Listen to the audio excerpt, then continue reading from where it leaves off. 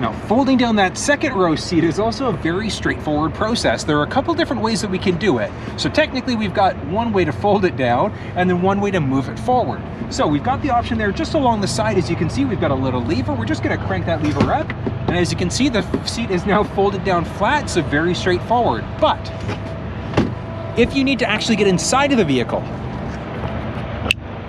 let's lift you up there. So as you can see, we've got a button just along the top there. So we would press that button in order to be able to get into the back row a little bit easier. When it comes down to the second row, there is quite a little bit of space inside of this vehicle. The driver's seat is set up for somebody who's 6 feet tall. This seat is set up for somebody who's 6 feet tall, and there's still room in the back. So tons of space there. Up overhead, I've only got about an inch and a half of headroom left. So if you have somebody that's a little bit taller, they might have to sit in the front seat instead, because you can lower those seats a little bit more.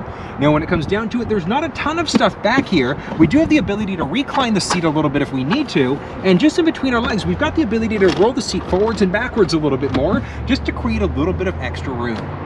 From a technology perspective in the back seat, there are a few things that we've got. Now, there are a few configuration options that we have as well. So the one that we're looking at, this configuration option, are the dual captain's chairs. And as you can see, we do have a little console in the middle. However, there is an option for a bench seat. So if you need a 7-seat configuration, this is absolutely a great choice. So you can get that bench seat in the middle, 2 seats in the back, and then 2 seats in the front. So from a control perspective, there are some things that people in the back can control. As you can see, we've got our fan control, so our fan speed. We can turn the power on or off and determine whether it's going to our face or to our feet. And we can also control the temperature. Over and above that, we've got a few USB ports, so our USB and USB-C, as well as our built-in inverter. So if you need to plug a traditional wall outlet in the back, you can. On top of that, we have a couple pockets in the back if we need to store a few things.